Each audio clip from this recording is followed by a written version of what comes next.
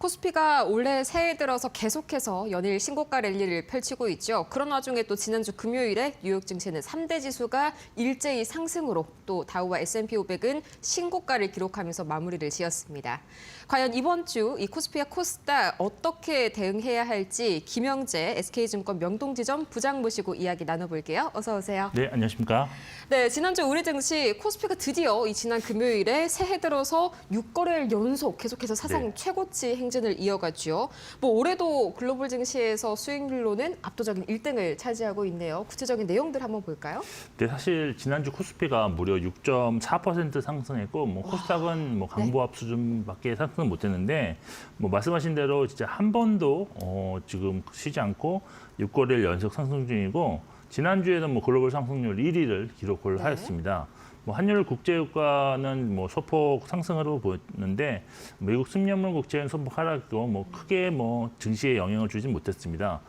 지난주 사실 보시면 글로벌하게 반도체 특히 그 스토리지 관련 업체들의 상승이 돋보였는데요. 아무래도 엔비디아 제이슨 CEO가 AI에서 스토리지를 좀 강조를 함으로 인해서 샌디스크 같은 SSD 업체가 강세가 한 주 내내 좀 이어지는 모습이 나타났다라고 보시면 될 것 같습니다. 그래서 저는 이제 국내 증시에서도 사실 반도체 쪽에 이제 D램이나 HBM만 지금 부각되었었는데 이제 사실 랜드 업체에서도 지금 전 세계 5개밖에 없는 그런 제조업체 중에 삼성전자, SK 하이닉스가 들어있다는 점에서 이번 주에도 이런 면에서는 좀 강세 흐름이 좀 이어지지 않을까라고 기대를 하고 있는 상황입니다. 그리고 이제 베네수엘라 사태 이후 이제 미국의 군사적 불확실성이 좀 증가되면서 방산주 강세가 나타났는데 또 주부 후반부에는 트럼프 대통령이 이제 미국 국방비 증액을 주장하면서 주가 상승 탄력이 더 강화되는 모습이 나타나기도 했습니다. 국내적으로 삼성전자가 4분기 영업이 20조 원을 달성하면서 사상 최고 분기 실적을 기록을 했는데요. 이에 따른 추정치 상향 조정이 나타나고 또 목표 주가도 상향하는 그 리포트들이 많이 반영되고 있어서 이것은 좀 추가적으로 주가 상승을 기대할 수 있는 요인들이라고 할 수 있겠습니다. 그리고 이제 CES 2026에서 휴머노이드 로봇 아틀라스를 공개한 현대그룹주 주가 상승세가 크게 나타났는데 사실 시연되는 그런 영상을 보더라도 아틀라스가 테슬라 옵티머스와 비교해도 크게 밀리지 않는 성능을 보여주는데 특히 이제 산업용 로봇에서 상당히 강점을 가져올 수 있다라는 긍정적인 그런 분석이 나타나면서 향후 이제 휴머노이드 부분에서 치열하게 1위 다툼을 할 수 있는 가능성을 보여줬습니다. 그리고 이제 지표로는 미국 고용 지표들이 많이 발표됐는데요. 7일 발표된 ADP 민간 고용은 4만 5천 명 증가에 그치면서 예상을 좀 하회했고요. 또 9일 발표된 고용 지표가 이제 비농업 부분 일자리가 5만 명 증가해서 시장 예상치였던 7만 4천 명 증가를 밑들었지만 또 실업률은 의외로 4.4%로 좀 하락을 해서 노동시장 등에 대해서는 좀 상반된 흐름을 보였다라고 할 수 있겠습니다. 네, 그렇습니다. 이에 미국 경제가 좀 완만한 경제 성장세를 유지하고 있다는 신호로 해석되면서 주식시장은 이제 다우와 S&P 500 지수가 사상 또 최고치를 경신하는 등 긍정적인 흐름이 일어나는데 지금 상당히 시장 분위기가 좋은 만큼 지표가 사실은 좀 나쁘게 해석될 수 있는 자리임에도 또 긍정적으로 해석하는 그런 모습이 나타났다고 보시면 되겠습니다. 그리고 이제 지난주 코스피에서는 기록적인 수익률을 기록한 업종들이 좀 나타났는데 한 주간 운수장비 업종 지수가 무려 17.8% 상승. 많이 올랐네요. 네, 여기에는 이제 조선이 들어있고 또 자동차가 들어가 있으니까 요 두 부분이 같이 올랐으니까 상당히 크게 올랐다라고 보시면 될 것 같고요. 또 기계업종도 11.7%, 의약품이 8% 상승했습니다. 반면 하락업종으로는 오락문화가 3.8% 하락, 섬유유복 2.8% 하락, 종이용국제 2.4% 하락했는데 전기전자 업종이 좀 주춤한 사이에 지금 그동안 쉬었던 업종의 상승이 크게 나타나는 것이 지난주 업종 등락의 특징이었다라고 정리해드리겠습니다. 네, 이어서 수급적으로 좀 보자면 외국인 수급을 또 반드시 체크를 해야 될 텐데 우선 누적으로는 지난주에 외인 수급이 플러스긴 했지만요. 이게 주 후반 들어서 점점점 좀 매도폭이 좀 과해진다라는 느낌이 들더라고요. 5거래일 중에 지난주에 3거래일 매도가 나왔는데 이번 주에는 좀 완전히 이탈이 나오는 것 아닌지 좀 저는 걱정도 되네요. 아무래도 지금 삼성전자에 대한 그 매도세가 좀 강하게 나타났다는 것이 지난주 특징인데 결국 그렇지만 이제 코스피에서는 3,800억 정도의 순매수가 나왔고 코스닥은 비교적 큰 매도인 6,100억 원 순매도가 나오면서 많이 팔았네요. 네, 그러면서 이게 4주 연속 순매도세가 나온 겁니다. 근데 사실 전기전자 외 다른 업종에서의 순매수는 상당히 좀 확대되는 모습이 나타났다는 특징이 있었고요. 또 코스닥은 대형 바이오 종목에 다시 순매수 전환된 종목들이 있었는데 지난주 직전주에 순매수가 많았던 로봇주 같은 경우는 순매도 전환 종목이 발생했다는 특징이 있었습니다. 네. 코스피가 이제 업종으로 접근해 본다면 외국인이 순매수한 업종은 의약품, 의료종류, 운수장비, 유통, 전기가스, 건설, 통신업이 있었는데요. 그중에서 5거일 내내, 그러니까 한 주 내내 매수를 했던 업종은 의약품, 운수장비, 전기가스, 건설, 통신업으로 네. 그러니까 사실 이렇게 5거일 연속으로 계속 순매수를 하는 업종이 되게 많아졌다라는 것은 그만큼 이제 좀 전기전자 쏠림 현상이 좀 완화되고 있다라고 보시면 될 것 같습니다. 네. 종목으로 접근해 본다면 이제 코스피에서 하나 에어로스페이스, 하나 오션, 삼성중공업이 이제 순매수 상위 1, 2, 3위 종목이었는데요. 이들 종목 외에도 조선, 방산, 원자력, 의약품 종목들에 대한 외국인의 러브콜이 상당히 좀 많이 발생했다는 특징이 있었습니다. 반면 순매도 상위 종목에는 삼성전자, 현대모비스, 카카오가 이름을 올렸는데 삼성전자 이제 2.7조 원 순매도를 제외한다면 다른 종목들 매도세는 뭐 그다지 크지 않았다는 특징이 있었습니다. 그리고 코스닥도 보시면 순매수 상위 종목에 알테오젠, BHI, D&D 파마텍이 있었는데 코스피에 마찬가지로 바이오와 원자력 업종에서 순매수가 발생하였고요. 순매수 상위 종목에는 파마리서치, 레인보우 로보틱스, JIP 엔터가 있었는데 절대적으로 순매도 금액이 크지 않아서 코스닥은 아직까지는 확실한 방향성을 좀 외국인들이 보이고 있는 종목은 없다 해도 해석해도 될 것 같습니다. 네. 다만 이제 코스닥 시총 1위 알테오젠이 지난 금요일에 외국인과 기관이 동시에 지금 순매수를 동반해 6.1% 급등을 했는데요. 그렇죠. 따라서 이번 주 추가 상승 가능성을 좀 열어두셔야 될 것 같고요. 전체 코스닥 바이오주 흐름이 좀 양호하게 전개될 가능성이 있다. 특히 이번 주가 이제 JP모건 헬스케어 주간이기 때문에 이런 면에서 코스닥은 좀 바이오 종목들을 좀 주목하실 필요가 있을 것 같습니다. 전반적으로 이번 주는 지난주 순매수했던 조선, 방산, 원자력 매수가 지속되는지 확인하는 그런 한 주가 되는 것이 외국인 수급의 관전 포인트가 될 것으로 보고 있습니다. 네, 뭐 하나 에어로스페이스, 하나 오션, 삼성중공업까지 좀 오랜만에 보는 그런 종목들이 이 외인 순매수 상위에 좀 오른 것 같습니다. 좀 단기적으로 주도하는 업종이 바뀌었다는 시그널로 좀 해석을 해도 괜찮을까요? 뭐 바뀌었다고 할 수는 없는데 그동안에 이제 삼성전자라든지 SK하이닉스가 어떤 이벤트가 지속되면서 네. 그것이 주가를 끌어올리는 힘이었는데 이것들이 재료가 좀 소멸되면서 좀 수급이 완화되는 모습인데 지금 보시면 반도체 대표 종목 삼성전자와 SK하이닉스가 올해 16% 그리고 14% 이상 주가가 상승했는데요.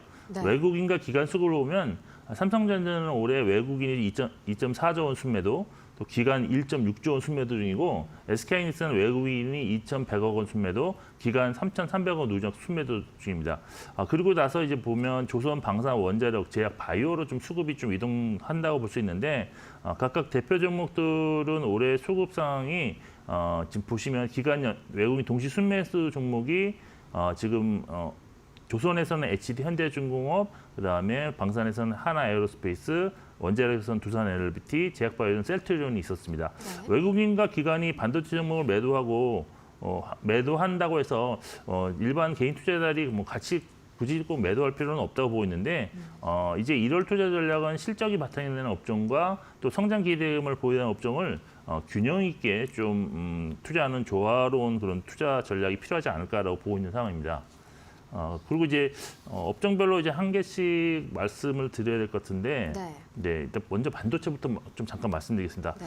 반도체가 사실 재료가 이제 소멸됐다고 말씀드렸는데, 그래서 저는 단기 수급 공백 상황에 들어가다고 볼 수가 있는 상황입니다.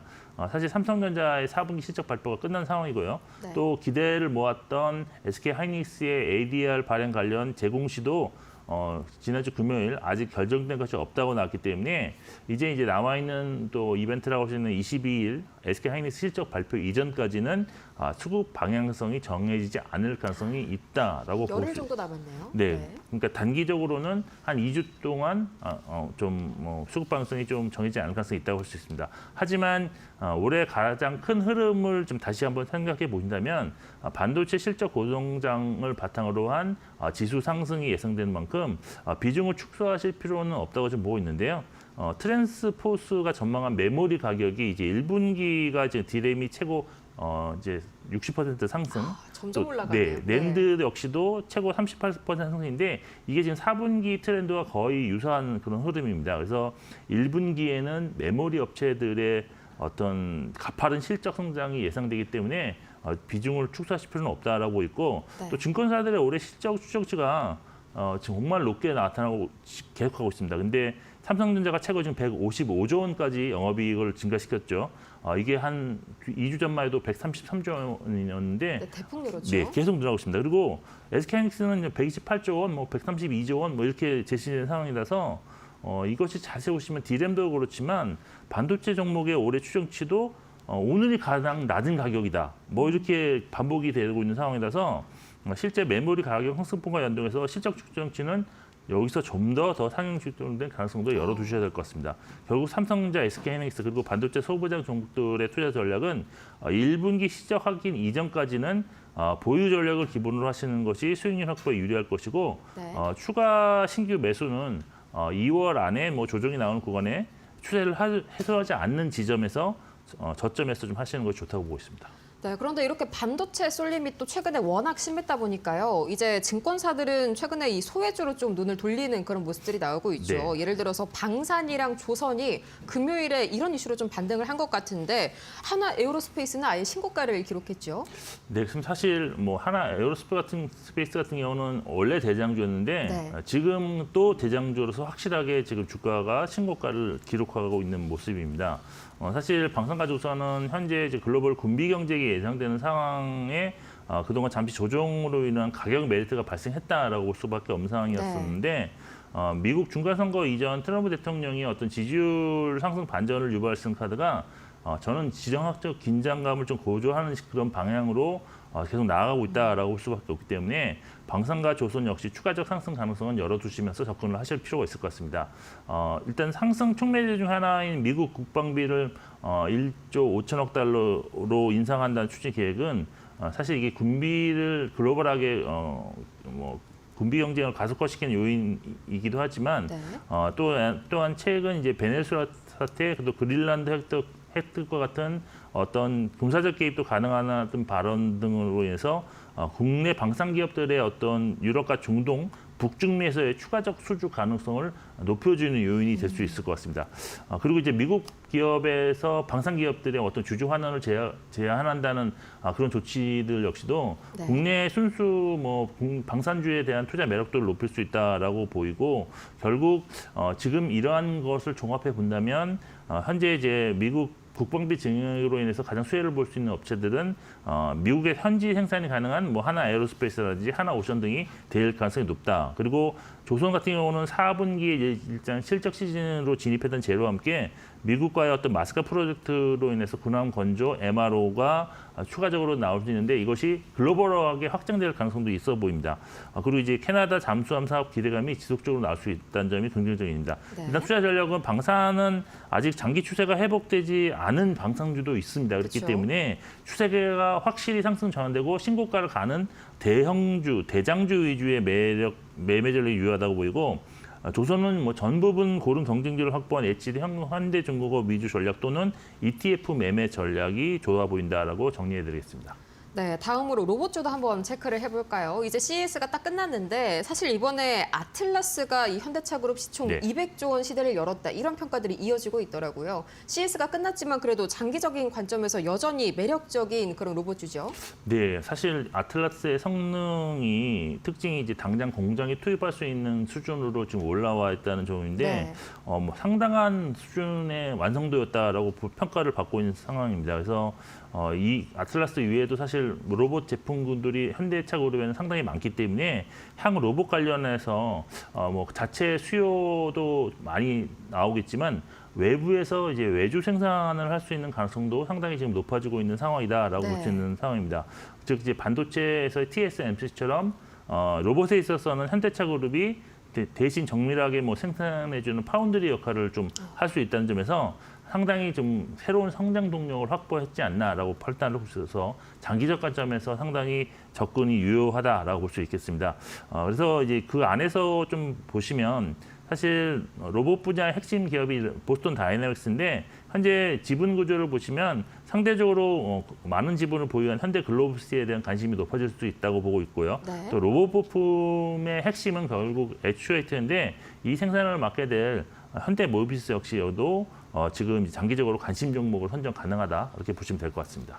네, 다음으로 증권주 쪽에서도 이제 약간 재구미를 당길 만한 그런 소식이 이어졌는데 네. 이 주식 투자를 위한 대기성 자금이죠. 이 투자자 예탁금이 사상 처음으로 90조 원을 돌파했다. 이게 뭐 한 달 전보다 거의 13조 원 가까이 늘어난 거거든요. 여기 증권주에도 드디어 좀 눈을 다시 한번 돌려볼까요? 네, 사실 올해 실적 추정치가 계속 상향되는 게 반도체도 있지만 증권주도 그쵸. 있습니다. 그런데 지난 8일 기준으로 고객 예탁금이 이제 92조 8,500억 기록해서 사상 처음으로 90조 원을 돌파했는데요. 은행에서 이제 증권사로 자금 이등 흐름이 확실하게 지금 나타나고 있다고 보시면 될 것 같습니다. 네. 그리고 이제 증권사들의 실적의 핵심은 지금은 이제 거의 거래 대금이 증가해야지만이 브로커리지 수입이 늘어나기 때문에 이런 것도 좀 체크를 해보셔야 되는데 지난 4분기 하루 평균 거래 대금이 36조 9천억이었는데 이게 2020년도에서 제가 보니까 48조 1,300억 원으로 크게 증가한 상황입니다. 네. 그리고 정부도 지금 해외 투자금을 이제 국내로 이제 유턴시키려고 유치를 하는 정책을 지속적으로 지금 발표를 하고 있는데 최근에는 생산적 ISA 계좌 도입, 국민 참여형 국민 성장펀드 출시 그리고 코스닥 벤처펀드 세제 혜택 확대로 코스피 5천 시대를 대비하는 모습입니다. 네. 증권사들이 아직 4분 실적 발표하지 않아서 아직은 확실하게 나오지 않았지만 아마 컨센서스보다 뭐 거의 20% 이상 좋은 서프라이즈가 좀 예상되고 있고 올해 역시 거래대금 증가 가능성이 높아서 실적 성장은 추가적으로 상향 조절될 수 있을 것 같습니다. 업종 전략은 일단 기존 주도할 수 있는 상위 대형 5개사의 집중 투자 전략과 함께 그동안 좀 밸류에이션 상이 낮았지만 해외 투자가 미흡한 해외 주식 투자에 대해서 좀 강점을 보유하지 못했던 중소형 브로커리지 증권사에서도 앞으로 실적 고성장이 예상되기 때문에 일단 이런 분기별로 작년 성장률이 높았던 중소형 증권사를 좀 주목하실 필요가 있을 것 같습니다. 네, 좋습니다. 이렇게 해서 오늘 김영재 SK증권 명동지점 부장 모시고 이야기 나눠봤습니다. 좋은 분석 고맙습니다.